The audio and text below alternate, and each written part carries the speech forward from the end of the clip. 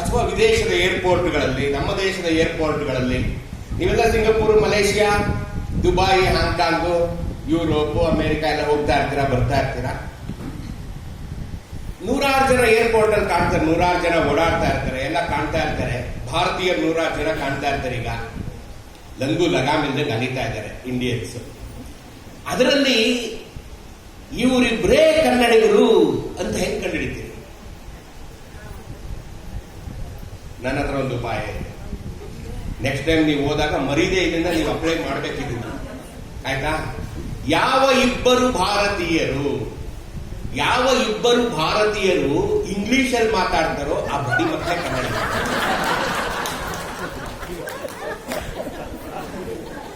ಗಮನಿಸ್ ನೋಡಿ, ನಾನು 25 ವರ್ಷ 7 ದೇಶದಲ್ಲಿ ಕೆಲಸ ಮಾಡಿ ಬಂದಿಗೆ ರಿಟೈರ್ ಆಗಿದೆ. 25 ವರ್ಷ ಸುತ್ತಿದ್ದೀನಿ ನಾನು ದೇಶ. ನನ್ನ ಅನುಭವದ ಮಾತಿದ್ದು. ಇವನು ಕೋಲಾರ, ಅವ್ನು ಚಾಮರಾಜನಗರ, ಇಬ್ರು ಇಂಗ್ಲಿಷಲ್ಲಿ ಮಾತಾಡ್ತಿರ್ತಾರೆ.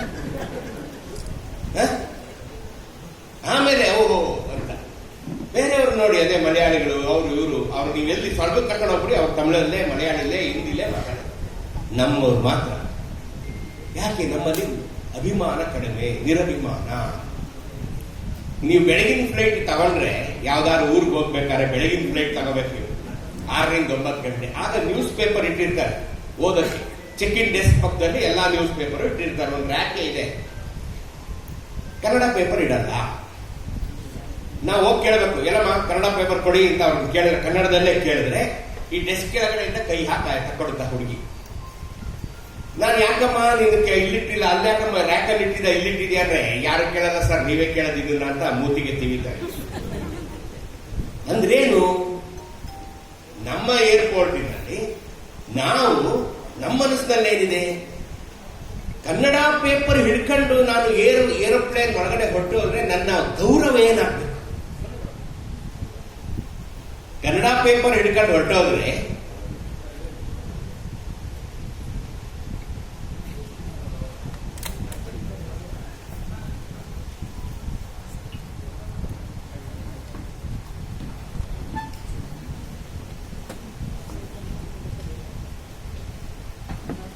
ಆಯ್ತಾ? ಪರಿಚಯ ಬೇಕಾ? ನನ್ನ ಹೆಸರು ಧರ್ಮೇಂದ್ರ ಕುಮಾರ್ ಅಂತ. ಓದಿದ್ದು ಸಿವಿಲ್ ಇಂಜಿನಿಯರಿಂಗ್, ಹುಟ್ಟಿ ಬೆಳೆದಿದ್ದು ಬದುಕಿದ್ದು ಎಲ್ಲ ಮೈಸೂರಿನಲ್ಲಿ. 89ನೇ ಇಸ್ವಿ ಸಿವಿಲ್ ಇಂಜಿನಿಯರಿಂಗ್ ಮುಗಿಸಿದೆ. ನಾನು ಇಂಜಿನಿಯರಿಂಗ್ ಮುಗಿಸಿದಾಗ ಬರೀ ಡಿಗ್ರಿ ಸರ್ಟಿಫಿಕೇಟ್ ನೋಡಿ ದುಬೈಲಿ ಕೆಲಸ ಕೊಡೋದು. ಅವಾಗ ಅಷ್ಟು ಡಿಮ್ಯಾಂಡ್ ಇತ್ತು.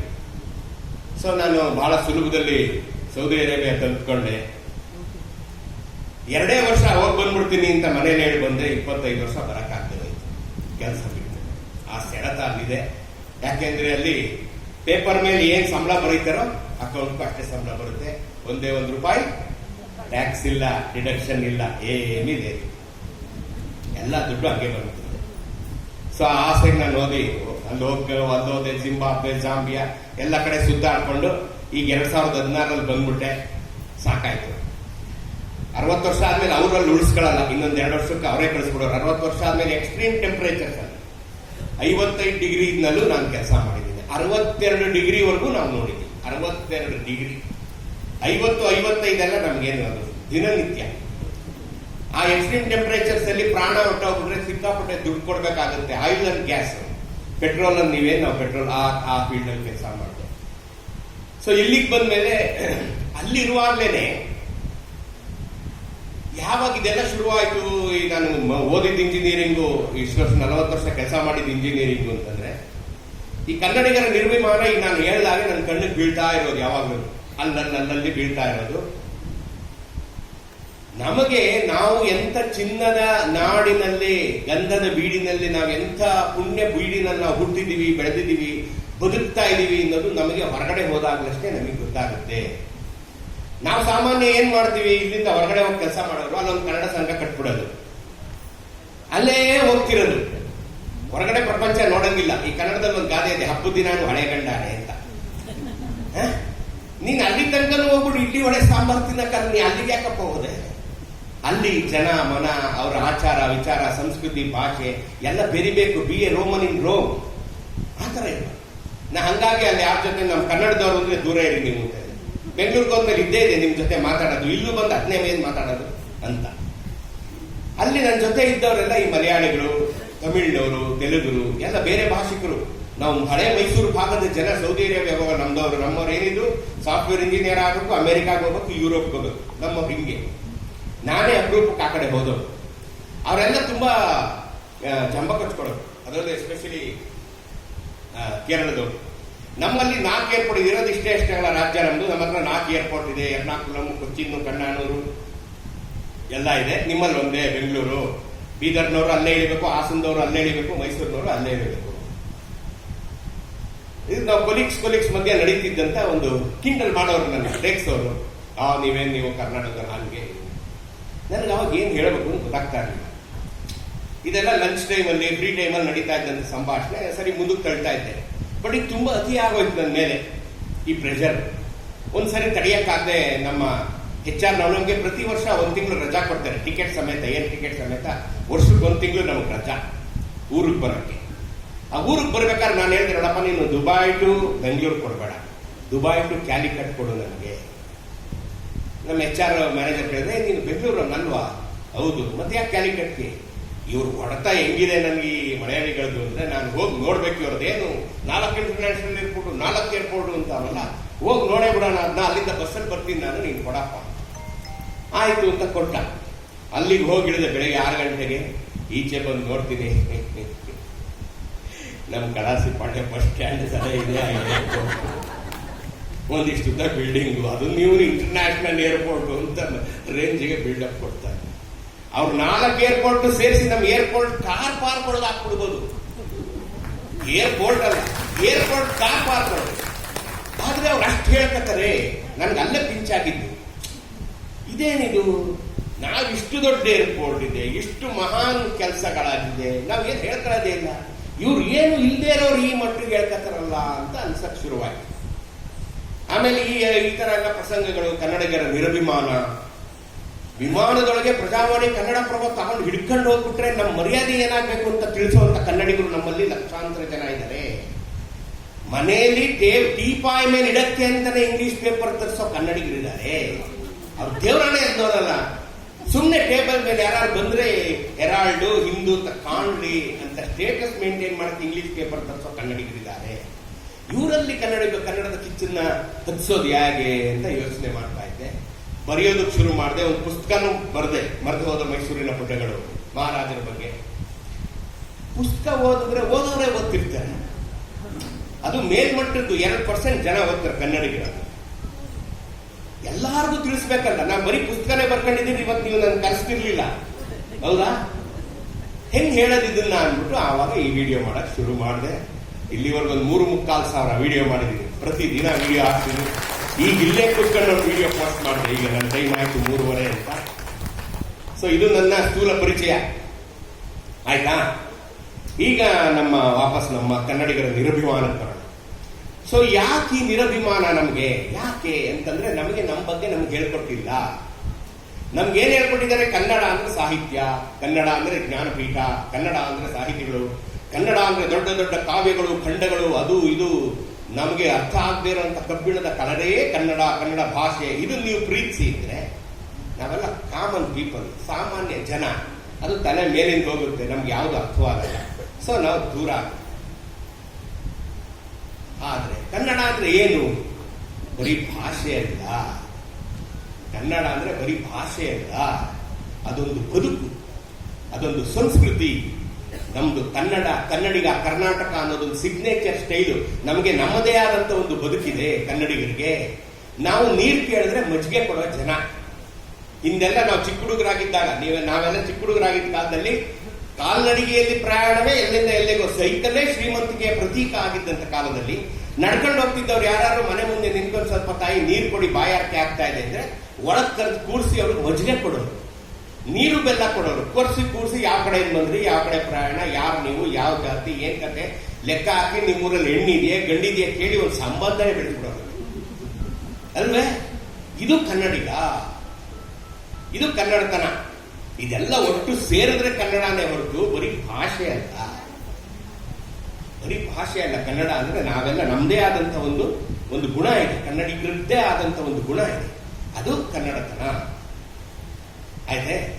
ಈಗ ಈ ಕನ್ನಡ ರಾಜ್ಯೋತ್ಸವಕ್ಕೆ ಬರೋದಕ್ಕೆ ಮುಂಚೆ ಕನ್ನಡಿಗರ ಇವತ್ತಿನ ವರ್ತಮಾನದ ಆತಂಕಗಳೇನು ಸರ್ ಪ್ರಾಸ್ತಾವಿಕ ಭಾಷಣದಲ್ಲಿ ಹೇಳಿದ್ರು, ಅದನ್ನ ಎತ್ತಿದ್ರು, ಬಹಳ ಸಂತೋಷ. ಕನ್ನಡಿಗರ ವರ್ತಮಾನದ ಆತಂಕ, ಇವತ್ತಿನ ಮತ್ತು ಭವಿಷ್ಯದ ಆತಂಕ ಏನಂತಂದ್ರೆ, ಈಗ ನಮ್ಗೆಲ್ಲ ಕನ್ನಡಿಗರಾಗಿ ನಾವಿಲ್ಲಿ ಈ ಬೆಂಗಳೂರಂತ ಈ ಊರಲ್ಲಿ ನಮ್ಗೆ ಏನ್ ಅನಿಸ್ತಾ ಇರುತ್ತೆ, ಯಾರಿಗಾರು ವಲಸಿಗರಿಗೆ ಒಂದು 4 ಜನ ಕನ್ನಡ ಕಲಿಸಿದ್ರೆ ನಾವು ಕನ್ನಡಕ್ಕೆ ಮಾಡಬಹುದಾದ ಸೇವೆ ಅಂತ ತಕ್ಷಣಕ್ಕೆ ಅನ್ಸುತ್ತೆ. 4 ಜನ ಈ ಹಿಂದಿಯವ್ರಿಗೂ ಯಾರು ಗೊತ್ತಾ ಕನ್ನಡ ಗೊತ್ತಿಲ್ಲದಿರೋರು ಕನ್ನಡ ಕಲಿಸ್ಬಿಟ್ಟು ಇವ್ನು ನೋಡು ಕನ್ನಡ ಮಾತಾಡ್ತಾ ಇದ್ದೇನೆ, ಸೊ ನಾವು ಒಂದಿಷ್ಟು ಕನ್ನಡ ಸೇವೆ ಮಾಡುದು ಅಂತ. ಅದು ಒಂದು ಮಟ್ಟಕ್ಕೆ ಸರಿ, ಒಂದು ಮಟ್ಟಕ್ಕೆ ತತ್ಕಾಲದ ಪರಿಹಾರ. ಆದ್ರೆ ನಿಜವಾದ ಆತಂಕ ನಮ್ದೇನು ಅಂದ್ರೆ ಇಲ್ಲಿ ಮೂಲ ಕನ್ನಡಿಗರ ಸಂಖ್ಯೆ ದಿನೇ ದಿನೇ ಕಡಿಮೆ ಆಗ್ತಾ ಹೋಗ್ತಾ ಇದೆ. ಈ ಮೂಲ ಕನ್ನಡಿಗರು ಯಾರು? ಈಗ ನಾನು ಹೇಳಿದ್ನಲ್ಲ, ನೀರು ಕೇಳಿದ್ರೆ ಮಜ್ಜಿಗೆ ಕೊಡೋ ಜನ ನಾವು ಮೂಲ ಕನ್ನಡಿಗರು. ನಮ್ಮ ಸಂಖ್ಯೆ ಕಡಿಮೆ ಆಗ್ತಾ ಹೋಗ್ತಾ ಇದೆ. ನಾನು ಎಲ್ಲ ಭಾಷಣದಲ್ಲಿ ಹೇಳ್ತೀನಿ, Kannadigas are like tigers because we are very few in numbers. ಇಡೀ ಕಾಡಲ್ಲಿ 4-5 ಹುಲಿ ತಿರುಗಿದ್ರೆ ನಾವು ತಿರುಗ್ತಾ ಇದೀವಿ ಅಷ್ಟೇ ಅಲ್ವಾ? ಸೊ ಈಗ ಹಾಗಾದ್ರೆ ಕನ್ನಡಕ್ಕೆ ಕನ್ನಡಿಗರು ಕೊಡಬಹುದಾದಂತ ನಿಜವಾದ ಕೊಡುಗೆ, ನಾವು ಕನ್ನಡಿಗರು ಈ ಮೂಲ ಕನ್ನಡಿಗರು ನಮ್ಮ ಈ ನೆಲಕ್ಕೆ ಕೊಡಬಹುದಾದಂತ ನಿಜವಾದ ಕೊಡುಗೆ ಏನು? ಮತ್ತಷ್ಟು ಕನ್ನಡಿಗರು, ಮತ್ತಷ್ಟು ಮೂಲ ಕನ್ನಡಿಗರನ್ನೇ ನಾವು ಕೊಡಬೇಕು. ಏನಂಗಂದ್ರ ಅರ್ಥ, ಮಕ್ಕಳನ್ನ ಜಾಸ್ತಿ ಹೆರಬೇಕು. ಇಲ್ಲಿ 3 ಮಕ್ಕಳಿಗಿಂತ ಜಾಸ್ತಿ ಇರೋ ಕೈ ಎತ್ರಪ್ಪ ನೋಡಿ, ನೀವೇ ಒಂದ್ಸಲಿ ತಿರುಗಿ ನೋಡಿ, ಯಾರು ಇಲ್ಲ. ಅರ್ಥ ಆಯ್ತಾ? ಯಾರಿಗೂ ಬೇಕಿಲ್ಲ ಈಗ ಮಕ್ಕಳು. ಒಬ್ಬನೇ ಮಗ ಒಬ್ಬಳೇ ಮಗಳನ್ನ ಹುಟ್ಟಿಸ್ಬೇಕು, ಮಗನ್ನ ಇಂಜಿನಿಯರ್ ಮಾಡಬೇಕು, ಮಗಳು ಡಾಕ್ಟರ್ ಮಾಡಬೇಕು, ಅಮೆರಿಕ ಕಳಿಸ್ಬೇಕು. ಇದೇ ನಮ್ಮ ಪರಮ ಗುರಿ. ನಿನ್ನ ಮಗ ಎಲ್ಲಿದ್ದಾನೆ? ಅಮೆರಿಕಾದಲ್ಲಿದ್ದಾನೆ. ಅದು ಹೇಳ್ಕೊಂಡ್ಬಿಟ್ರೆ ಇವರ ಜನ್ಮ ಸಾರ್ಥಕ. ಹೌದಾ? ಇದೇ ತರ ನಡೀತಿರೋದು ಇವತ್ತು. ಸೊ ಈಗ ಇವತ್ತಿನ ಜನರೇಷನ್ ಅವರು ಮೊದಲನೇದಾಗಿ ಮದುವೆ ಆಗ್ತಾ ಇಲ್ಲ. ನೋಡ್ಬಿಟ್ರು ನಮ್ನೆಲ್ಲ, ಈ ಸುಖಕ್ಕೆ ಯಾಕೆ ನಾವು ಮದುವೆ ಆಗ್ಬೇಕು? ನಮ್ಮನ್ನೆಲ್ಲ ನೋಡಿದ್ರು, ಈ ಸುಖಕ್ಕೆ ನಾವ್ ಯಾಕೆ ಮದುವೆ ಆಗಬೇಕು? ಮದುವೆ ಆಗ್ತಾ ಇಲ್ಲ. ಯಾರೋ ಒಬ್ರು ಕಷ್ಟ ಬಿದ್ದು ಮದುವೆ ಮಾಡೋದು ಕನ್ವಿನ್ಸ್ ಮಾಡಿ ಮಕ್ಕಳು ಮಾಡ್ಕೊಳ್ಳೋದು ಲೇಟ್ ಮಾಡ್ತಾ ಇದ್ದಾನೆ. ಮಾಡ್ಕೊಂಡ್ರು ಒಂದು 2025ರಲ್ಲಿ ಈ ಸ್ಥಿತಿ ಇರಬೇಕಾದ್ರೆ 2150ಕ್ಕೋ 75ಕ್ಕೋ 100ನೇ ಇಸ್ವಿಲಿ ಮೂಲ ಕನ್ನಡಿಗರು ಎಲ್ಲಿರ್ತಾರೆ? ಇದೇ ವರ್ತಮಾನದ ಆತಂಕ. ಇದು ನೀಡ್ ಆಫ್ ದಿ ಅವರ್, ಭವಿಷ್ಯತ್ತಿನ ಆತಂಕ. ಮೂಲ ಕನ್ನಡಿಗರ ಸಂಖ್ಯೆ ಕಡಿಮೆ ಆಗೋಗಿದೆ. ಯಾಕೆ ಮೂಲ ಕನ್ನಡಿಗರು ಬೇಕು? ಯಾಕೆ ನಮಗೆ ನಮ್ಮದೇ ಆದಂತ ದೇವರಿದ್ದಾನೆ. ಅಣ್ಣಮ್ಮ, ಪಟಾಲಮ್ಮ, ವೀರಭದ್ರ ಗುರುಗಳಿದ್ದಾರೆ. ನಮ್ಮದೇ ಆದಂತ ಬೇರೆ ಮಠಗಳಿದೆ, ನಮ್ಮದೇ ಆದ ಜಾತ್ರೆ ಇದೆ, ನಮ್ಮದೇ ಆದ ಕರಗ ಇದೆ, ನಮ್ಮದೇ ಆದ ಮಾರಮ್ಮ ಇದ್ದಾಳೆ, ಪಟಾಲಮ್ಮ ಇದ್ದಾಳೆ, ಅಂತರ್ಘಟ್ಟಮ್ಮ ಇದ್ದಾಳೆ. ಇದನ್ನೆಲ್ಲ ವಲಸಿಗರು ಎಂದಿಗೂ ಮಾಡಲಾರ. ಚಿಕ್ಕಪೇಟೆಯಲ್ಲಿ 70 ವರ್ಷದಿಂದ ಅಂಗಡಿ ಇಟ್ಕೊಂಡಿರೋ ನಾನು ಕನ್ನಡಿಗ ಸಿಗ್ತಾರೆ. ಯಾವತ್ತಾರ ಅವ್ರು ಕರಗ ಮಾಡಕ್ ಸಾಧ್ಯವೇ? ಅಣ್ಣಮ್ಮನ ಜಾತ್ರೆ ಮಾಡಕ್ ಸಾಧ್ಯವೇ? ನಮ್ಮ ಮನೆದೇವ್ರ ಹಬ್ಬ ಮಾಡಕ್ ಸಾಧ್ಯವೇ? ಅವರು ಮಾಡಲ್ಲ. ಅದು ಮಾಡೋರು ನಾವು ಹೋಗ್ಬಿಟ್ರೆ ಜಾತ್ರೆ ಹೋಯ್ತು, ತೇರು ಹೋಯ್ತು, ಕರಗ ಹೋಯ್ತು, ಸಂಸ್ಕೃತಿ ಹೋಯ್ತು, ಗುರು ಮಠ ಮಾನ್ಯ, ಹಬ್ಬ ಹರಿದಿನ ಹುಣ್ಣಿಮೆ ಎಲ್ಲ ಹೋಯ್ತು. ಇಡೀ ಕನ್ನಡತನವೇ ನಾಶವಾಗಿ ಹೋಗುತ್ತೆ.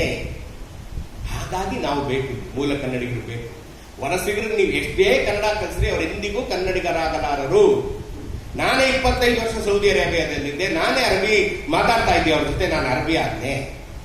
ಆಗೋಕ್ ಸಾಧ್ಯವಿಲ್ಲ, ಎಂದಿಗೂ ಸಾಧ್ಯವಿಲ್ಲ. ಹಾಗಾಗಿ ನಾವು ಕನ್ನಡಕ್ಕೆ ಕೊಡಬಹುದಾದಂತ ಕೊಡುಗೆ ಮತ್ತಷ್ಟು ಒರಿಜಿನಲ್ ಮೂಲ ಕನ್ನಡಿಗರು ಅಷ್ಟೇ. ಇದೇ ಇವತ್ತಿನ ಉತ್ತರ. ಇದೊಂದೇ ಸೊಲ್ಯೂಷನ್.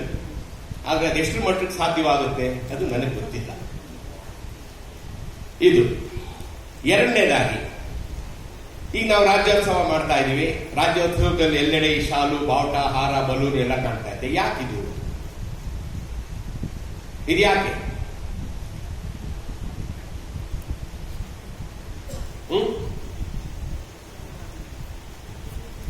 ಅದಕ್ಕೊಂದು ಕತೆ. ಸ್ವಲ್ಪ ಹಿಂದೆ ಹೋಗ್ಬೇಕೀಗ. 1538 ಜನವರಿ 14ನೇ ತಾರೀಕು ಸಂಕ್ರಾಂತಿಯ ದಿನ ರಾಜಾ ಮಾರ್ಕೆಟ್ ಸರ್ಕಲ್ ನಲ್ಲಿ ಬೆಂಗಳೂರನ್ನ ಕೆಂಪೇಗೌಡರು ಕಟ್ಟೋದಕ್ಕೆ ಶುರು ಮಾಡಿದ್ರು.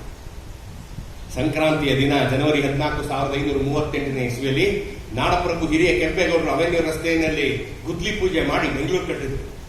66 ಕುಲಕಸಬುಗಳನ್ನು ತಂದರು. ಚಿಕ್ಕಪೇಟೆ, ತಿಗಳರಪೇಟೆ, ನಗರಪೇಟೆ, ಬಳ್ಳಾಪುರ ಪೇಟೆ, ಯಲ್ಲಾಪೇಟೆ, ಅಕ್ಕಿಪೇಟೆ, ಬಳೆಪೇಟೆ ಎಲ್ಲನೂ ತಂದರು. ಅದು ಮೊದಲನೇ ಬೆಂಗಳೂರು, ಮೂಲ ಬೆಂಗಳೂರು. ಎರಡನೇ ಬೆಂಗಳೂರಿನ 1806ರಲ್ಲಿ ಬ್ರಿಟಿಷರು ಕಟ್ಟಿದ್ದು the largest civil and military station of south India, cantonment. ಆವಾಗ ರಾಜಭವನದಿಂದ ಅಗ್ರಾವರೆಗೆ ಕಂಟೋನ್ಮೆಂಟ್ ಇತ್ತು. ಅದನ್ನ ಬ್ರಿಟಿಷರು ಕಟ್ಟಿದ್ರು. ಅದು ಎರಡನೇ. 1881 ಆದ್ಮೇಲೆ ಮೈಸೂರು ಮಹಾರಾಜರು ಕಟ್ಟಿದ್ರು ಬೆಂಗಳೂರನ್ನ. ಚಾಮರಾಜಪೇಟೆ, ಮಲ್ಲೇಶ್ವರ, ಬಸವನಗುಡಿ, ರಾಜಾಜಿನಗರ, ಜಯನಗರ ಇವೆಲ್ಲ ಮೈಸೂರು ಮಹಾರಾಜರು ಕಟ್ಟಿದ್ರು. 4ನೇ ದಿನ ಈಗ ನಾವು ಕಟ್ಕೊಂಡಿದ್ದೀವಿ. ಸಿಲ್ಕ್ ಬೋರ್ಡು, ಎಲೆಕ್ಟ್ರಾನಿಕ್ ಸಿಟಿ, ಕಾಡಬೀಸ್ನಳ್ಳಿ, ವೈಟ್ ಫೀಲ್ಡ್ ನಾವು ಕಟ್ಕೊಂಡಿರೋದು. ನೀವು ಅಬ್ಸರ್ವ್ ಮಾಡಿ, ಮಳೆ ಬಂದಾಗ ಈ 3 ಬೆಂಗಳೂರಲ್ಲಿ ಎಲ್ಲೂ ಪ್ರಾಬ್ಲಮ್ ಇಲ್ಲ. ಈ 4ನೇ ಬೆಂಗಳೂರೇ ಪ್ರಾಬ್ಲಮ್. ನೀವು ಅಬ್ಸರ್ವ್ ಮಾಡಿ ಸರ್, ನೀವು ಪೇಪರು ಟಿವಿ ನೋಡಿ ನೀವು, ಹೌದಾ? ಅಲ್ಲಿ ನಮ್ ಯೋಗ್ಯತೆ ಏನು ಅಂತ 3 ತಲೆಮಾರಿಂದ ಬಂದು ನಾವು ನೋಡ್ಕೊಂಡಿದ್ದೀವಿ. ಈ ಎರಡನೇ ಬೆಂಗಳೂರು ಕಟ್ಟಿದ್ರಲ್ಲ ಬ್ರಿಟಿಷ್ನವರು 1806ರಲ್ಲಿ. ಇಲ್ಲೇ ಯಾಕೆ ಕಟ್ಟಿದ್ರು ಅಂದ್ರೆ ಮದ್ರಾಸ್ ಹತ್ರ ಇತ್ತು ಅಂತ. ಮದ್ರಾಸು ಅವರ ದಕ್ಷಿಣ ಭಾರತದ ಕೇಂದ್ರ ಕಚೇರಿ, ಈಸ್ಟ್ ಇಂಡಿಯಾ ಕಂಪನಿಯ ಅಲ್ಲೇ ಇತ್ತು ಕೇಂದ್ರ ಕಚೇರಿ. ಓಲ್ಡ್ ಮಡ್ರಾಸ್ ರೋಡ್ ಅಂತೀವಲ್ಲ, ಅದನ್ನು ಹಾಕಿದವರು ಬ್ರಿಟಿಷ್ನವರೇ, ಬೆಂಗಳೂರು ಮಡ್ರಾಸ್ ಓಡಾಡಕ್ಕೆ ಅನುಕೂಲ ಆಗಲಿ. 1806ರಲ್ಲಿ ಕಂಟೋನ್ಮೆಂಟ್ ಕಟ್ಟೋದಕ್ಕೆ ಶುರು ಮಾಡಿದಾಗ ಮದ್ರಾಸಿಂದ ಜನ ಕಳಿಸಿದ್ರು, ತಮಿಳುನಾಡಿಂದ ಸಪೋರ್ಟ್ ಮಾಡಿ ಇವರಿಗೆ ಅಂತ. 1806ರಲ್ಲಿ ತಮಿಳುನಾಡಿನಿಂದ ಬಂದಂತ ಜನ ಕಂಟೋನ್ಮೆಂಟ್ ಅನ್ನು ಕಟ್ಟಿದರು ಮತ್ತು ಇಲ್ಲೇ ಉಳಿದುಕೊಂಡು ಬಿಟ್ಟರು. 200 ವರ್ಷಗಳ ಅವರ ಹಿಡಿತ ಕಂಟೋನ್ಮೆಂಟ್ ಮೇಲೆ ಬಂದ್ಬಿಡ್ತು. ಎಲ್ಲಿವರೆಗೂ ಬಂತು ಅವ್ರ ಹಿಡಿತ?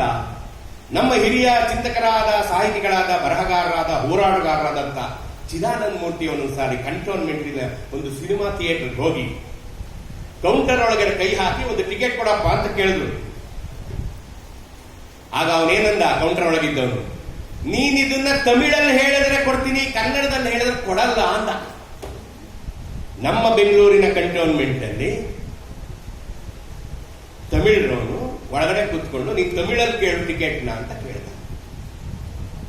ಆಗ ವಾಟಾಳ್ನಾಗ ಚಿದಾನಂದ ಮೂರ್ತಿಯವರು, ಆನ ಕೃಷ್ಣರಾಯರು, ಅನಕ್ರು, ತಾರಾ ಸುಬ್ಬರಾಯರು, ತಾರಾಸು, ವೀರಕೇಸರಿ ಸೀತಾರಾಮ ಶಾಸ್ತ್ರಿಗಳು, ಮಹಾ ರಾಮಮೂರ್ತಿಯವರು, ಇನ್ನೂ ಹಲವಾರು ಜನ ಸೇರ್ಕೊಂಡು ಒಂದು ಹೋರಾಟ ಸಂಘಟನೆ ಮಾಡಿದ್ರು.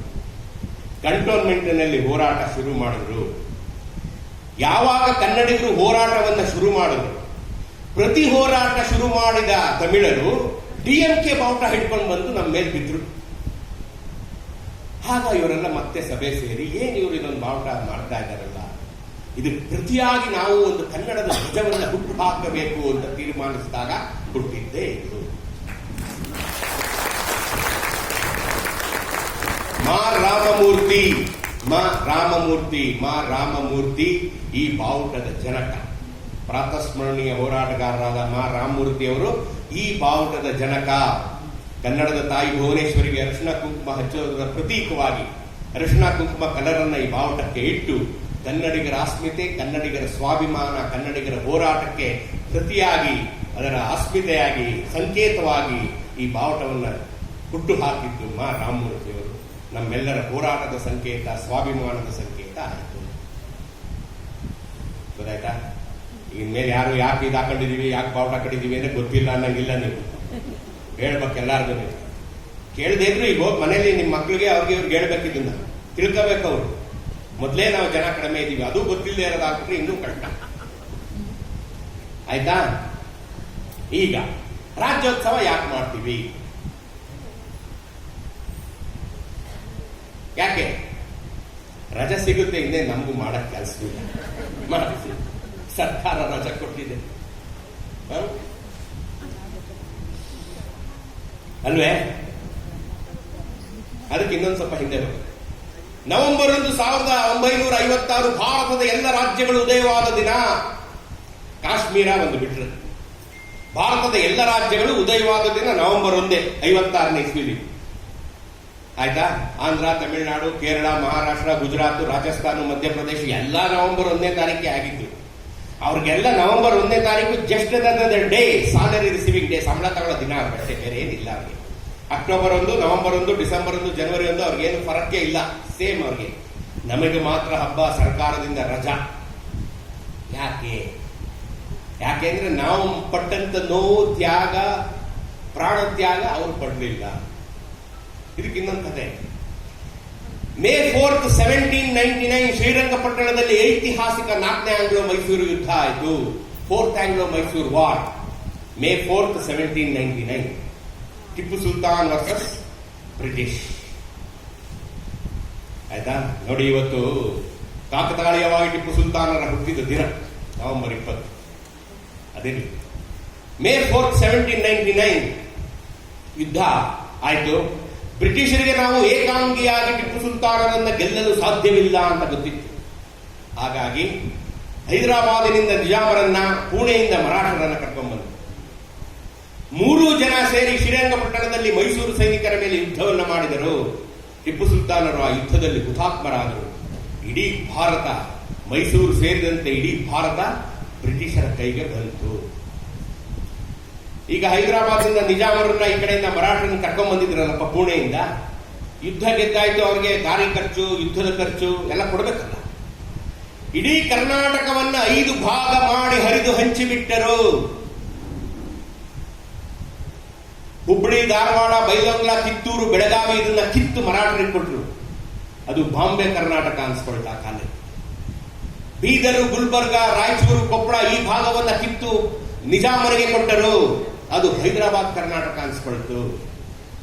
ಚಾಮರಾಜನಗರದಿಂದ ದಾವಣಗೆರೆ ಜಿಲ್ಲೆ, ಹರಿಹರದವರೆಗೆ 9 ಜಿಲ್ಲೆಗಳನ್ನ ಮೈಸೂರು ಮಹಾರಾಜರಿಗೆ ಕೊಟ್ಟರು. ಅದು ಮೈಸೂರು ರಾಜ್ಯ ಅನಿಸ್ಕೊಳ್ತು. ಇಡೀ ಕರಾವಳಿಯನ್ನ 2 ಭಾಗ ಮಾಡಿ ಸೌತ್ ಕೆನರಾ, ನಾರ್ತ್ ಕೆನರಾ ಅಂತ ಮಾಡಿದ್ರು. ಸೌತ್ ಕೆನರಾವನ್ನ ಮದ್ರಾಸ್ ಪ್ರಾವಿನ್ಸಿಗೆ ಕೊಟ್ಟರು, ನಾರ್ತ್ ಕೆನರಾವನ್ನ ಬಾಂಬೆ ಪ್ರಾವಿನ್ಸಿಗೆ ಕೊಟ್ಟರು. ಕೊಡಗು ಮತ್ತು ಬಳ್ಳಾರಿಯನ್ನ ನೇರ ತಮ್ಮ ಆಡಳಿತದಲ್ಲೇ ಇಟ್ಟುಕೊಂಡರು. 1799ರಲ್ಲಿ ಕರ್ನಾಟಕವನ್ನ ಹರಿದು ಹಂಚಿ 5 ಭಾಗಗಳಾಗಿ ಮಾಡಿ ತಿಂದು ತೇಗ್ಬಿಟ್ರು. ಅಲ್ಲಿನ ಎಲ್ಲ ಸಂಪನ್ಮೂಲವನ್ನು ತಿಂದಾಕ. 1799ರಲ್ಲಿ ಒಡೆದು ಹೋದ ಕರ್ನಾಟಕ ಕನ್ನಡಿಗರು 157 ವರ್ಷ ಆದ್ಮೇಲೆ ನವೆಂಬರ್ 1, 1956ರಲ್ಲಿ ಒಂದಾಗಿದ್ದು ನಾವು. ಅದಕ್ಕೆ ಈ ಹಬ್ಬ.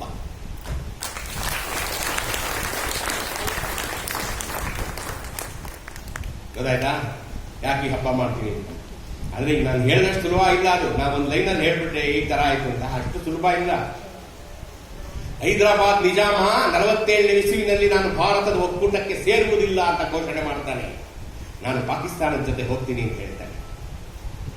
ಆಗ ಹೈದರಾಬಾದ್ ಕರ್ನಾಟಕ ಭಾಗದ ನಮ್ಮ ಸೋದರರು ಸಿಡಿದೇಳ್ತಾರೆ. ಒಬ್ಬ ದೊಡ್ಡ ನಿಜಾಮನ ವಿರುದ್ಧ, ರಾಜನ ವಿರುದ್ಧ ಸಾಮಾನ್ಯ ಜನ ಸಿಡಿದೇಳಿದಂತ ಏಕೈಕ ಪ್ರಸಂಗ ಭಾರತದಲ್ಲಿ ನಮ್ಮದು, ಹೈದರಾಬಾದ್ ಕರ್ನಾಟಕ ಭಾಗದ ಜನರದ್ದು. ಇವ್ರಿಗೆ ಯಾವ ರಾಜ, ಮಹಾರಾಜ, ಮಂತ್ರಿ, ಪೊಲೀಸು, ಸೈನ್ಯ ಸಪೋರ್ಟ್ ಮಾಡಲಿಲ್ಲ. ಸಾಮಾನ್ಯ ಜನ ಹೈದರಾಬಾದ್ ನಿಜಾಮನ ವಿರುದ್ಧ ತಿರುಗಿ ಬಿದ್ದರು. ನಾವು ಬರಲ್ಲ ನಿಮ್ ಜೊತೆ.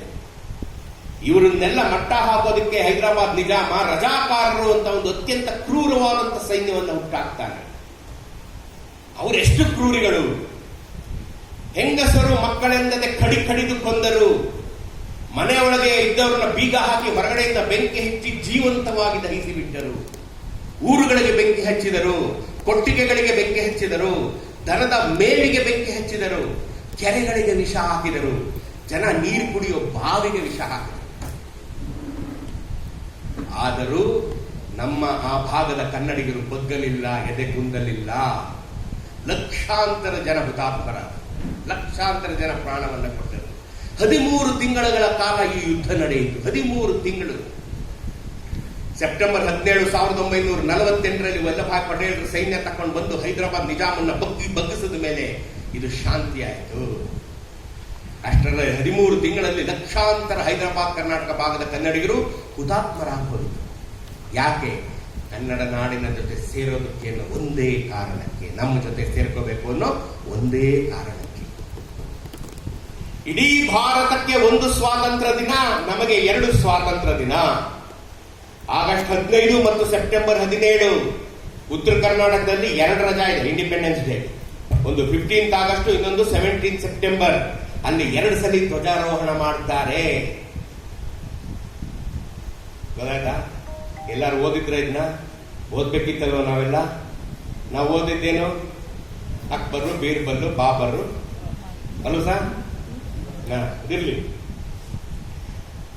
ಸೆಪ್ಟೆಂಬರ್ 17ರಂದು ಮತ್ತೊಂದು ಸ್ವಾತಂತ್ರ್ಯ ದಿನಾಚರಣೆ ಮಾಡ್ತಾರೆ. ಇಷ್ಟೆಲ್ಲ ಮಾಡಿದ್ಯಾಕೆ ಅವರು? ಹೋರಾಟ ಮಾಡಿದ್ಯಾಕೆ? ಕನ್ನಡಿಗರಾಗಿ ಉಳಿಯೋದಕ್ಕೆ. ಕನ್ನಡಿಗರಾಗಿ ಉಳಿಯೋದಕ್ಕೆ. 56ನೇ ಇಸ್ವಿಲಿ ಎಲ್ಲ ಒಂದಾದೋ, ಬೀದರಿಂದ ಚಾಮರಾಜನಗರ ನಾವೆಲ್ಲ ಒಂದಾದೋ. ಇನ್ನೂ ಒಂದು ಸಮಸ್ಯೆ ಇತ್ತು ಅಲ್ಲಿ. ಮೈಸೂರು ರಾಜ್ಯದಲ್ಲಿ ಮಾತ್ರ ಆಡಳಿತದಲ್ಲಿ ಕನ್ನಡ, ಕಾನೂನಿನಲ್ಲಿ ಕನ್ನಡ, ಜನಬಳಕೆಯಲ್ಲಿ ಕನ್ನಡ. ಹಾಗಾಗಿಯೇ ನಾವು ಹಳೆ ಮೈಸೂರು ಭಾಗದ ಕನ್ನಡಿಗರು ಇಷ್ಟು ಸುಲಲಿತವಾಗಿ ಕನ್ನಡವನ್ನು ಬೇರೆ ಭಾಷೆಯನ್ನು ಬೆರೆಸದೆ ಮಾತಾಡ್ತಾ ಇರೋದನ್ನ ನೀವು ನೋಡ್ತಾ ಇದ್ದೀರಾ. ನಾವೆಲ್ಲ ಮೈಸೂರಿನವರು ಇಷ್ಟು ಸುಲಭವಾಗಿ ಮಾತಾಡ್ತೀವಿ, ಸುಲಲಿತವಾದಂತ ಕನ್ನಡ. ಹೈದರಾಬಾದ್ ಕರ್ನಾಟಕ ಭಾಗದಲ್ಲಿ ಆಡಳಿತದಲ್ಲಿ ಉರ್ದು, ಕಾನೂನಿನಲ್ಲಿ ಉರ್ದು, ಜನಬಳಕೆಯಲ್ಲಿ ಉರ್ದು. ಬಾಂಬೆ ಕರ್ನಾಟಕ ಭಾಗದಲ್ಲಿ ಆಡಳಿತದಲ್ಲಿ ಮರಾಠಿ, ಕಾನೂನಿನಲ್ಲಿ ಮರಾಠಿ, ಜನಬಳಕೆಯಲ್ಲಿ ಮರಾಠಿ. ಬ್ರಿಟಿಷರ ವಶದಲ್ಲಿದ್ದ ಕರ್ನಾಟಕ ಭಾಗದಲ್ಲಿ ಆಡಳಿತ ಮತ್ತು ಕಾನೂನು ಇಂಗ್ಲಿಷಿನಲ್ಲಿತ್ತು. ಇದನ್ನೆಲ್ಲ ಕನ್ನಡಕ್ಕೆ ತರಬೇಕಿತ್ತು. ಅದನ್ನು ತಂದ್ರು ನಾವು. ಬೀದರಿಂದ ಚಾಮರಾಜನಗರದವರೆಗೆ ಇವತ್ತೇನು ನಾವು ಕೋರ್ಟ್ನಲ್ಲಿ ಕನ್ನಡದ ಕಲಾಪವನ್ನು ಕೇಳ್ತೀವಿ, ಅದೆಲ್ಲ ನಮ್ಮ ಸ್ವಾತಂತ್ರ್ಯ ಹೋರಾಟ, ಕನ್ನಡದ ಸ್ವಾತಂತ್ರ್ಯ ಹೋರಾಟಗಾರರ ಫಲ. ಅವರನ್ನೆಲ್ಲ ಇವತ್ತು ನಾವು ನೆನಪಬೇಕು. ಹೈದರಾಬಾದ್ ಕರ್ನಾಟಕ ಭಾಗದ ಜನ ಬರೀ 150 ವರ್ಷಗಳ ಮಾತ್ರ ಉರ್ದು ಆಡಳಿತದಲ್ಲಿ ಇರಲಿಲ್ಲ, 700 ವರ್ಷಗಳ ಕಾಲ ಉರ್ದು ಆಡಳಿತದಲ್ಲಿದ್ರು ಅವರು. ನೋಡ್ರಿ ಅವ್ರ ದೌರ್ಭಾಗ್ಯ. 1290ರಲ್ಲಿ ಅಲ್ಲಾವುದ್ದೀನ್ ಖಿಲ್ಜಿ ದೇವಗಿರಿಯ ಮೇಲೆ ದಾಳಿ ಮಾಡಿ ಅದನ್ನು ವಶಪಡಿಸಿಕೊಳ್ತಾನೆ. ಆಗ ನಮ್ಮವರು ಆ ಪ್ರಾಂತ್ಯಕ್ಕೆ ಸೇರಿರ್ತಾರೆ. ಅದಾದ್ಮೇಲೆ ಮಲ್ಲಿಕ್ ಕಾಫರ್ ಬರ್ತಾನೆ. ಅದಾದ್ಮೇಲೆ ಘಿಯಾಸುದ್ದೀನ್ ತುಘಲಕ್ ಬರ್ತಾನೆ. ಅವನಾದ್ಮೇಲೆ ಮೊಹಮ್ಮದ್ ಬಿನ್ ತುಘಲಕ್ ಬರ್ತಾನೆ. ಅವನಾದ್ಮೇಲೆ ಬಹುಮನಿ ಸುಲ್ತಾನ ಬರ್ತಾನೆ. ಅವನಾದ್ಮೇಲೆ ಆದಿಲ್ ಶಾ ಬರ್ತಾನೆ. ಅವನಾದ ಮೇಲೆ ಹೈದರಾಬಾದ್ ನಿಜಾಮ ಬರ್ತಾನೆ. ಇವರೆಲ್ಲರ ಆಡಳಿತ ಮತ್ತು ಕಾನೂನು ಉರ್ದು ಭಾಷೆಯಲ್ಲಿತ್ತು, ಪರ್ಷಿಯಾ ಭಾಷೆಯಲ್ಲಿ. 700 ವರ್ಷಗಳು ಉರ್ದು ಆಡಳಿತದಲ್ಲಿದ್ರು ಆ ಭಾಗದ ಕನ್ನಡಿಗರು ಕನ್ನಡವನ್ನ ಮರೆಯಲಿಲ್ಲ, ಕನ್ನಡವನ್ನ ಎದೆರಿಲ್ಲ. ಅವರು ಪ್ರಾತಸ್ಮರಣೀಯ ಜನ, ಅವರು ಪ್ರಾತಸ್ಮರಣೀಯರು. ಇಷ್ಟೆಲ್ಲ ನೋವನ್ನು ಅನುಭವಿಸಿ ಪ್ರಾಣಗಳನ್ನು ತ್ಯಾಗ ಮಾಡಿ ಮನೆ ಮಠ ಆಸ್ತಿ ಅಂತಸ್ತುಗಳೆಲ್ಲ ಬೆಂಕಿ ಬಿದ್ದು ಹೋದ್ಮೇಲೆ ಅಷ್ಟಾದರೂ ಅವರು ಕರ್ನಾಟಕದ ಜೊತೆ ನಾವು ಕನ್ನಡಿಗರಾಗೇ ಉಳಿತೀವಿ ಅಂತ ಅಚಲ ನಿರ್ಧಾರವನ್ನು ಮಾಡಿದ್ರಲ್ಲ, ಅವರು ಪ್ರಾತಸ್ಮರಣೀಯ ಜನ. ಯಾಕೆ ನಾನು ಮಾತು ಹೇಳ್ತಾ ಇದ್ದೀನಿ? ನಾವು ಹಳೆ ಮೈಸೂರು ಭಾಗ, ಮೈಸೂರು ರಾಜ್ಯದ ಜನರು ನಮ್ಮ ಜೀವಮಾನದಲ್ಲಿ ಒಂದು ಯುದ್ಧ ನೋಡ್ಲಿಲ್ಲ, ಒಂದು ಗಲಾಟೆ ನೋಡ್ಲಿಲ್ಲ, ಒಂದು ಏನೇ ಒಂದು ಗಲಾಟೆನೂ ನಾವು ಮೈಸೂರು ಮಹಾರಾಜರು ನಮ್ಮನ್ನ ತೊಟ್ಲಲ್ಲಿಟ್ಟು ತೂಗಿ ಮಕ್ಕಳನ್ನು ಸಾಕ್ಬಿಟ್ರು. ನಮ್ಮನ್ನೆಲ್ಲ ನಮ್ಮನ್ನು ನೋಡೋರು ಗೊತ್ತಾಯ್ತದೆ ನಿಮ್ಗೆ. ಈಗ ನಾನು 89ರಲ್ಲಿ ಇಂಜಿನಿಯರಿಂಗ್ ಮುಗಿಸಿದಾಗ ಪಂಜಾಬ್ ಅಲ್ಲಿ ಒಂದು ಕೆಲಸ ಬಂತು ಅಂತ ಹೋಗಿದ್ದೆ, ಪುಣೆನಲ್ಲಿ ಇಂಟರ್ವ್ಯೂ. ಅವಾಗೆಲ್ಲ ಫ್ರೆಶರ್ಸ್ಗೆ ಏನು ಇಂಟರ್ವ್ಯೂ ಕೇಳಕ್ಕಾಗುತ್ತೆ? ಕೆಲಸ ಡಿಗ್ರಿ ಸರ್ಟಿಫಿಕೇಟ್ ನೋಡಿ ಕೊಟ್ಬಿಡ್ಬೇಕು. ಎಲ್ಲ ಆಯ್ತಪ್ಪ, ನೀನು ಹೋಗ್ಬೇಕು ಇಂಥ ದಿನ ಅಂತೆಲ್ಲ ಬರೆದ್ಬಿಟ್ರು. ಕೊನೆಯಲ್ಲಿ ವಾಪಸ್ ಹೋಗ್ಬೇಕಾರೆ ನೀನ್ ಮಾತ್ರ ಬಾಯಲ್ಲಿ ನನ್ ಕರೆದು ನಿನಗೆ ಕೆಲಸ ಕೊಡಕ್ಕಾಗಲ್ಲ ಅಂತ. ಏನಕ್ಕಪ್ಪ ನನ್ಗೆ ಕೆಲಸ ಕೊಡಕ್ಕಾಗಲ್ಲ? ಏನಾದ್ರು ಡಾಕ್ಯುಮೆಂಟ್ ವೆರಿಫಿಕೇಶನ್ ತಪ್ಪಾಯ್ತಾ? ಇಲ್ಲ ಎಲ್ಲ ಕರೆಕ್ಟ್ ಆಗಿದೆ, ಮತ್ತೆ ಯಾಕೆ ಕೆಲಸ ಕೊಡಕ್ಕಾಗಲ್ಲ? ನಿನ್ನ ಪ್ಲೇಸ್ ಆಫ್ ಬರ್ತ್ ನಾನು ನೋಡಿರ್ಲಿಲ್ಲ ಅಂತ. ಏನು ನೀವು ಮೈಸೂರವನು, ಮತ್ತೆ ಯಾಕೆ ನೀವು ಮಹಾರಾಜರ ಕಾಲದಲ್ಲಿ ಬೆಳೆದಿರೋ ಸೊಂಪಾಗಿ ನೀವು ಕಷ್ಟಪಡಲ್ಲ ಅಂತ. ದೇವರೇ ಸರಿ, ನನ್ನ ಲೈಫಲ್ಲೇ ನಡೆದಿದ್ದು. ನೀನ್ ಕೆಲಸ ಕೊಡಲ್ಲ ಅಂತ ಕಳಿಸ್ಬಿಟ್ಟ. ನೀವ್ ಯಾರು ಕಷ್ಟಪಡೋದೇ ಅಲ್ಲ ಅಂತ. ಇಡೀ ದೇಶದಲ್ಲಿ ಗೊತ್ತು ನಮ್ಮನ್ನು ಎಷ್ಟು ಚೆನ್ನಾಗಿ ಮಹಾರಾಜರು ನೋಡ್ಕೊಂಡಿದ್ದಾರೆ ಅಂತ. ಇಡೀ ದೇಶಕ್ಕೆ. ದೌರ್ಭಾಗ್ಯ ಅಂದ್ರೆ ನಮಗೇ ಗೊತ್ತಿಲ್ಲ.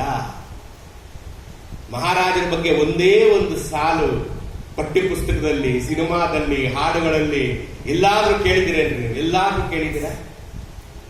ಕೇಳಿದಿರಾ? ಯಾಕಪ್ಪ? ಅದು ನಮ್ಮ ದೌರ್ಭಾಗ್ಯ. ಊರು ಉಪಕಾರ ಅರಿಯದು, ಹೆಣ ಶೃಂಗಾರ ಅರಿಯದು.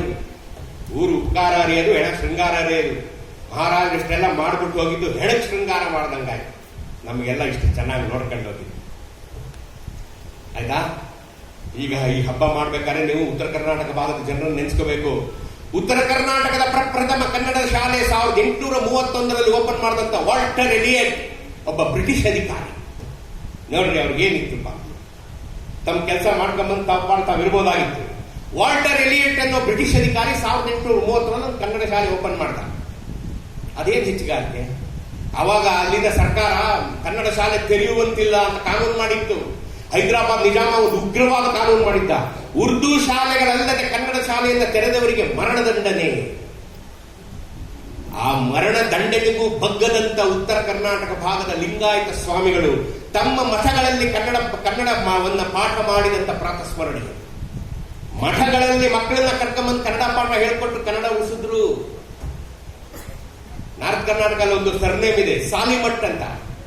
ಏನಂದ್ರೆ ಅವರ ಪೂರ್ವಜರು ಮಠಗಳಲ್ಲಿ ಪ್ರಾಣವನ್ನ ಒಟ್ಟೆ ಇಟ್ಟು ಕನ್ನಡವನ್ನ ಹೇಳ್ಕೊಟ್ಟಂತ ಮೇಷ್ಟ್ರು, ಶಾಲೆ ಮಠ, ಅದಕ್ಕೆ ಇವರು ಸಾಲಿಮಠ್.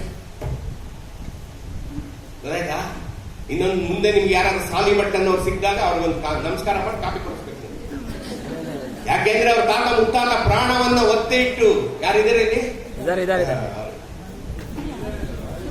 ಮತ್ತೆ ಅವ್ರ ಪ್ರಾತಸ್ಮರಣೀಯರು, ಮನೆಯವರು ಪ್ರಾತಸ್ಮರಣೀಯರು, ಪ್ರಾಣವನ್ನ ಒತ್ತೆ ಇಟ್ಟು ಮಕ್ಕಳಿಗೆ ಕನ್ನಡ ಪಾಠ ಹೇಳ್ಕೊಟ್ಟಂತ ಪುಣ್ಯಾತ್ಮರವರು. 1831 ವಾಲ್ಟರ್ ಎಲಿಯಟ್ ಶಾಲೆ ಶುರು ಮಾಡ್ತೀನಿ ಅಂದಾಗ ಅವ್ರಿಗೆ ಒಪ್ಪಿಗೆ ಸಿಗಲಿಲ್ಲ. ತನ್ನ ದುಡ್ಡಿನಲ್ಲಿ ಜಮೀನ್ ಖರೀದಿ ಮಾಡ್ದ, ತನ್ನ ದುಡ್ಡಿನಲ್ಲಿ ಶಾಲೆಯನ್ನ ಕಟ್ಟಿದ, ತನ್ನ ದುಡ್ಡಿನಲ್ಲಿ ಮೇಷ್ಟ್ರುಗಳನ್ನ ನೇಮಕ ಮಾಡ್ಕೊಂಡ, ತನ್ನ ದುಡ್ಡಿನಲ್ಲಿ ಅವರಿಗೆ ಸಂಬಳ ಕೊಟ್ಟ.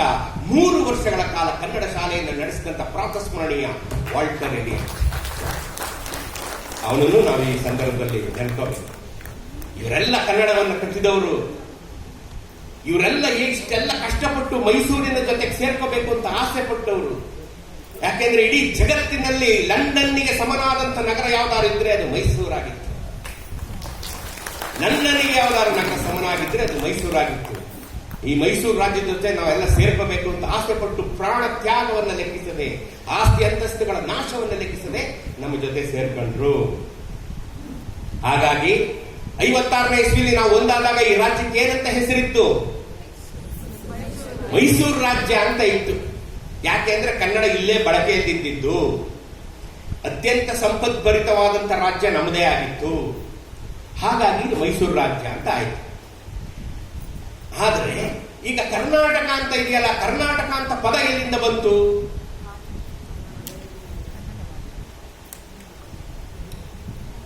ಗೊತ್ತಿಲ್ಲ. ಓಕೆ, ನಿಮ್ಮೆಲ್ಲ LKG ಸೇರಿಸಿ ಇನ್ನೊಂದು ಕಡೆ ಪಾಠ ಮಾಡ್ತಾರೆ. ಮಹಾಭಾರತದಲ್ಲಿ ಭೀಷ್ಮ ತನ್ನ ಭೀಷ್ಮ ಪರ್ವದಲ್ಲಿ ನಮ್ಮನ್ನ ಕರ್ನಾಟಕ ದೇಶದ ಜನ ಅಂತ ವಿವರಣೆ ಕೊಡ್ತಾನೆ. ಈ ಪ್ರದೇಶದಲ್ಲಿ ವಾಸ ಮಾಡುವ ಜನರನ್ನ ಕರ್ನಾಟಕ ದೇಶದ ಜನರು ಅಂತ ಮಹಾಭಾರತದಲ್ಲಿ ಭೀಷ್ಮ ಉಲ್ಲೇಖ ಮಾಡಿದ್ದಾನೆ. ಅದ್ಬಿಟ್ಟು ನಾವು ಇತಿಹಾಸಕ್ಕೆ ಬಂದ್ರೆ, ವಿಜಯನಗರವನ್ನ ನಾವು ಕರ್ನಾಟಕ ಸಾಮ್ರಾಜ್ಯ ಅಂತ ಕರಿತೀವಿ. ಕರ್ನಾಟಕ ಸಾಮ್ರಾಜ್ಯ ಅಂತ ಕರಿಬೇಕು ನಾವು. ವಿಜಯನಗರವೇ ಸಾಮ್ರಾಜ್ಯ ಅಲ್ಲ. ಕರ್ನಾಟಕ ಸಾಮ್ರಾಜ್ಯದ ರಾಜಧಾನಿ ವಿಜಯನಗರ. ಹಾಗಾದ್ರೆ ಕರ್ನಾಟಕ ರಾಜ್ಯ ಯಾವತ್ತು ಎಲ್ಲಿಂದ ಎಲ್ಲಿವರೆಗಿತ್ತು? ಬಂಗಾಳದಿಂದ ಶ್ರೀಲಂಕಾದವರೆಗೆ ಕರ್ನಾಟಕ ಸಾಮ್ರಾಜ್ಯ ಹಬ್ಬಿತ್ತು. ಬಂಗಾಳದಿಂದ ಶ್ರೀಲಂಕಾದವರೆಗೆ 1520ರಲ್ಲಿ ಶ್ರೀಕೃಷ್ಣ ದೇವರಾಯ ದಂಡಯಾತ್ರೆಯನ್ನು ಶುರು ಮಾಡಿ ವಿಜಯನಗರವನ್ನು ಬಿಟ್ಟು ಒರಿಸ್ಸಾವನ್ನು ಪ್ರವೇಶಿಸಿ ಅಲ್ಲಿನ ರಾಜನಾದಂಥ ಗಜಪತಿಯನ್ನು ಸೋಲಿಸಿ ಅವನ ಮಗಳಾದ ಜಗನ್ಮೋಹಿನಿಯನ್ನು ಮದುವೆಯಾಗಿ ಬಂಗಾಳದವರೆಗೆ ತನ್ನ ದಂಡಯಾತ್ರೆಯನ್ನು ಮಾಡಿ ವಿಜಯ ಯಾತ್ರೆಯನ್ನು ಮುಗಿಸ್ಕೊಂಡು ಬರ್ತಾನೆ. ಅಲ್ಲಿಂದ ಶ್ರೀಲಂಕಾದವರೆಗೆ ನಮ್ಮ ಕರ್ನಾಟಕ ರಾಜ್ಯ ಇತ್ತು. ಎಂಥ ದೊಡ್ಡ ರಾಜ್ಯ, ಎಷ್ಟು ಸಂಪದ್ಭರಿತವಾಗಿತ್ತು. ಅದರ ರಾಜಧಾನಿ ವಿಜಯನಗರ. ಹಾಗಾಗಿ ಅದು ಕರ್ನಾಟಕ ಸಾಮ್ರಾಜ್ಯ. ನಮಗೆ ಕರ್ನಾಟಕ ಅನ್ನೋ ಪದ ಅಲ್ಲಿಂದ ಬಂತು. ಈ ವಿಜಯನಗರಕ್ಕೆ ಇನ್ನೂ ಒಂದು ಹೆಸರಿದೆಯಲ್ಲ, ಏನು ಗೊತ್ತಲ್ಲ ನಿಮಗೆ? ಹಂಪೆ. ಎಲ್ಲಿಂದ ಬಂತು ಈ ಹಂಪೆ ಅನ್ನೋ ಪದ? ಅಲ್ಲಿರುವ ಪಾರ್ವತಿಯ ಹೆಸರು ಪಂಪಾದೇವಿ, ಅಲ್ಲಿರುವ ಈಶ್ವರನ ಹೆಸರು ವಿರೂಪಾಕ್ಷ. ಪಂಪಾ ವಿರೂಪಾಕ್ಷ, ಅವಳು ಪಂಪಾದೇವಿ, ಅದು ಪಂಪಾ ಕ್ಷೇತ್ರ. ಹಾಗಾಗಿ ಅದು ಪಂಪೆ, ನಮ್ಮ ಬಾಯಿಗೆ ಅದೀಗ ಹಂಪೆ. ಅಲ್ಲಿ ಹರಿಯುವ ತುಂಗಭದ್ರಾ ನದಿಯಿಂದ ನಾವು ಪಂಪಾ ನದಿ ಅಂತ ಕರಿತೀವಿ. ಅತ್ಯಂತ ಪುಣ್ಯವಂತ ಕ್ಷೇತ್ರ ಭಾರತದಲ್ಲಿ ಎರಡೇ, ಒಂದು ವಾರಣಾಸಿ, ಇನ್ನೊಂದು ಹಂಪೆ. ಆದಿಯೂ ಇಲ್ಲದ ಅಂತ್ಯವೂ ಇಲ್ಲದ ಊರು ಈ ಪ್ರಪಂಚದಲ್ಲಿ ಇರೋದು ಎರಡೇ, ಒಂದು ವಾರಣಾಸಿ, ಇನ್ನೊಂದು ಹಂಪೆ. ವಾರಣಾಸಿ ಸತ್ಯಹರಿಶ್ಚಂದ್ರ ಮಹಾರಾಜ ತನ್ನೆಲ್ಲ ಆಸ್ತಿಯನ್ನ ವಿಶ್ವಾಮಿತ್ರನ ದಾನ ಮಾಡಿಬಿಡ್ತಾನಲ್ಲ, ಆ ದಾನ ಮಾಡಿ ಕಾಶಿಗೆ ಕೊಡ್ತಾನೆ. ಆಗ ಅವನ ಹಿಂದೆಯೇ ಬಂದಂತ ನಕ್ಷತ್ರಿಕ ಹೇಳ್ತಾನೆ, ಇದು ನಮ್ಮ ವಿಶ್ವಾಮಿತ್ರ ಮಹಾರಾಜನಿಗೆ ಸೇರಿದ್ದು ಅಂತ. ಆಗ ಸತ್ಯ ಹರಿಶ್ಚಂದ್ರ ನಗ್ತಾನೆ. ಇದು ಜಗತ್ತಿನ ಸ್ಮಶಾನ, ಮಹಾ ಸ್ಮಶಾನ. ಇದರ ಪಾಲಕ ವಿರೂಪ, ಇದು ವಿಶ್ವನಾಥ, ಇದರ ನೋಡ್ಕೊಳ್ತಾ ಇರ್ತಕ್ಕಂಥವನು ಕಾಲಭೈರವ. ಇದಕ್ಕೆ ಯಾರು ಯಜಮಾನರೇ ಇಲ್ಲ ಅಂತ ಹೇಳ್ತಾರೆ. ಇದು ನೇರ ಈಶ್ವರನ ಆಡಳಿತದಲ್ಲಿ ಇದೆಯಪ್ಪ, ನಾನು ನೀನು ಯಜಮಾನನಾಗೋಕ್ಕೆ ಸಾಧ್ಯವಿಲ್ಲ. ಅಂಥ ಒಂದು ಕ್ಷೇತ್ರ ಈ ಹಂಪೆ. ನಮಗೆ 500 ವರ್ಷದ ಇತಿಹಾಸದಲ್ಲಿ ಕಾಣುತ್ತೆ. ಆದರೆ 1,3,4,000 ವರ್ಷಗಳ ಹಿಂದೆ ವಿಕ್ರಮಾದಿತ್ಯ ನಾನು ಪಂಪಾ ಕ್ಷೇತ್ರಕ್ಕೆ ಭೇಟಿ ಕೊಟ್ಟಿದ್ದೆ ಅಂತ ಬರೀತಾರೆ. ಅಲ್ಲಿರುವಂತ ವಿರೂಪಾಕ್ಷನ ದೇವಸ್ಥಾನವನ್ನ ಯಾರು ಕಟ್ಟಿಸಿದರು ಅಂತ ಎಲ್ಲಿಯೂ ಉಲ್ಲೇಖವಿಲ್ಲ. ಬರೀ ದೇವಸ್ಥಾನ ಕಟ್ಟಿಸಿದ್ರು, ಗೋಪುರ ಕಟ್ಟಿಸಿದ್ರು ಅಂತಷ್ಟೇ ಇದೆ. ಹಾಗಾಗಿ ಇದು ಆದಿಯೂ ಇಲ್ಲದ ಅಂತ್ಯವೂ ಇಲ್ಲದ ನಗರ. ಇದು ಹಕ್ಕಬುಕ್ಕರಿಗೆ ಗೊತ್ತಿತ್ತು, ವಿಜಯನಗರದ ಸ್ಥಾಪಕರಾದ ಹಕ್ಕಬುಕ್ಕರಿಗೆ. ಹಾಗಾಗಿಯೇ ಅವರು ತಮ್ಮನ್ನ ತಾವು custodian of the holy temple ಅಂತ ಕರ್ಕೊಂಡ್ರು. ಅಂದ್ರೆ ಆ ಪಂಪಾ ಕ್ಷೇತ್ರದ ಪಾಲಕರು, ನಾವು ಸೇವಕರು ಅಷ್ಟೇ ಅಂತ ಕರ್ಕೊಂಡ್ರು. ಎಲ್ಲ ಶಾಸನಗಳಲ್ಲಿ ಶ್ರೀ ವಿರೂಪಾಕ್ಷ ಅಂತ ಬರ್ತಿದ್ರು, ತಮ್ಮ ಹೆಸರನ್ನ ಬರೆಯಿಸಲಿಲ್ಲ. ಅಂತ ಪುಣ್ಯಕ್ಷೇತ್ರದಲ್ಲಿ ಇರೋದು ನಾವೆಲ್ಲ. ಅಂಥ ಪುಣ್ಯಕ್ಷೇತ್ರ ಇದು. ಗೊತ್ತಾಯ್ತಾ? ಕರ್ನಾಟಕ ಅನ್ನೋ ಪದ ಎಲ್ಲಿಂದ ಬಂತು? 56ರಲ್ಲಿ ಮೈಸೂರು ಅಂತ ನಾಮಕರಣ ಆದಾಗ ಕರ್ನಾಟಕ ಅಂತ ಇಡಬೇಕು ಅಂತ ಎಲ್ಲರ ಒತ್ತಾಸೆ ಆಗಿತ್ತು. ಅದು 73ನೇ ಇಸ್ವಿ ತನಕ ಎಳೆದು ದೇವರಾಜ ಅರಸು ಅವರು ಮುಖ್ಯಮಂತ್ರಿಗಳಾಗಿದ್ದಾಗ, ನಮ್ಮ ಜಯಚಾಮರಾಜ ಒಡೆಯರು ಗವರ್ನರ್ ಆಗಿದ್ದಾಗ, ಇದೇ ಹಂಪೆನಲ್ಲಿ ನವೆಂಬರ್ 1, 1973, ಇವತ್ತು 52 ವರ್ಷಗಳ ಹಿಂದೆ ಕರ್ನಾಟಕ ಅಂತ ನಾಮಕರಣ ಆಯಿತು. ಗೊತ್ತಾಯ್ತಾ? ಸಾಕ ಸರ್? ಸಾಕ? ಸಾಕ? ಧನ್ಯವಾದ ಎಲ್ಲರಿಗೂ. ಇನ್ನೊಂದ್ಸಲಿ ಯಾವಾಗ ಪ್ರಶಸ್ತಿದ್ದಾಗ ಇದು ಜಾಸ್ತಿ ಹೇಳ್ತೀನಿ. ಎಲ್ಲರಿಗೂ ನಮಸ್ಕಾರ. ವಿಶ್ವಮಾಲೆ ಎಂದು ಭಾಷೆ ಎನ್ನುವುದು ಭಾವ, ಸಂಸ್ಕೃತಿ, ಬದುಕು, ಹೀಗೆ ಭಾಷೆಗೆ ನಾನಾರ್ಥವನ್ನು ತಲುಪಿಸಿರ್ತಂತ ನಮ್ಮ ಧರ್ಮೀಸರ್ ಅವರಿಗೆ ಹಳಗನ್ನಡದಿಂದ ಆರಂಭಗೊಂಡು ನಡುಗನ್ನಡಕ್ಕೆ ಬಂದು ಇದು ಹೊಸಗನ್ನಡದಲ್ಲಿ ಬಂದು ನಿಂತಿದೆ. ಈ ಮನ್ವಂತರದಲ್ಲಿ ಕೊಡುಗೆಯನ್ನು ನೀಡಿದಂತಹ ಪ್ರಾತಸ್ಮರಣೆಯನ್ನು ನಿರ್ಮಿಸಿದಂತಹ ನಮ್ಮ ಧರ್ಮೀಸರ್ ಅವರಿಗೆ ಈಗ ಗೌರವ ಸಮರ್ಪಣೆಯ ಸಂದರ್ಭ. ದಯವಿಟ್ಟು ನಮ್ಮ ಲೆಕ್ಕಾಧಿಕಾರಿ ಸಂಘ ಬಂಧುಗಳೇ, ನಿಮ್ಮ ಚಪ್ಪಾಳೆಯೇ ಪ್ರೋತ್ಸಾಹ.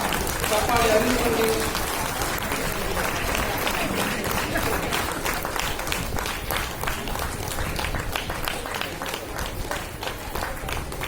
ಶ್ರೀಯುತರ ಒಂದು ಮೈಲುಗಲ್ಲು ಏನೆಂದರೆ, ಬ್ರಿಟಿಷ್ ಈಸ್ಟ್ ಇಂಡಿಯಾ ಕಂಪನಿಯಿಂದ 1799ರಲ್ಲಿ ಗುರುತಿಸಿದಂತಹ ಗ್ರೇಟ್ ಟ್ರಿಗ್ನೋಮೆಟ್ರಿಕಲ್ ಸರ್ವೆ ಪಾಯಿಂಟ್ ಅನ್ನ ಇವರು ಮರು ಅನ್ವೇಷಣೆ ಮಾಡ್ತಾರೆ. ಅದು ಎಲ್ಲಿದೆ ಅಂದ್ರೆ ಇಂದಿನ ಬೆಂಗಳೂರಿನ ಎಣ್ಣೂರಿನ ಮುಖ್ಯ ರಸ್ತೆಯಲ್ಲಿದೆ. ಇವರು ಪ್ರಾಚೀನ ಬುದ್ಧ ಸ್ತೂಪವನ್ನು ರಾಜಘಟ್ಟ ಗ್ರಾಮ ದೊಡ್ಡಬಳ್ಳಾಪುರ ತಾಲೂಕಿನಲ್ಲಿ ಮರು ಅನ್ವೇಷಣೆ ಮಾಡಿ ಈ ಸ್ತೂಪಕ್ಕೆ ಪ್ರತಿ ವರ್ಷವೂ ಸಹ ಚೈನಾ, ಶ್ರೀಲಂಕಾ ದೇಶಗಳಿಂದ ಬೌದ್ಧ ಸನ್ಯಾಸಿಗಳು ಆಗಮಿಸಿ ತಮ್ಮ ಪೂರ್ವಜರುಗಳಿಗೆ ಗೌರವ ಸಮರ್ಪಿಸುವ ಪರಂಪರೆ ಜೀವಂತವಾಗಿದೆ. ಶ್ರೀಯುತರು ಮರೆತು ಹೋದ ಮೈಸೂರಿನ ಪುಟಗಳು ಎಂಬ ಪುಸ್ತಕದಿಂದ ಆರಂಭಗೊಂಡು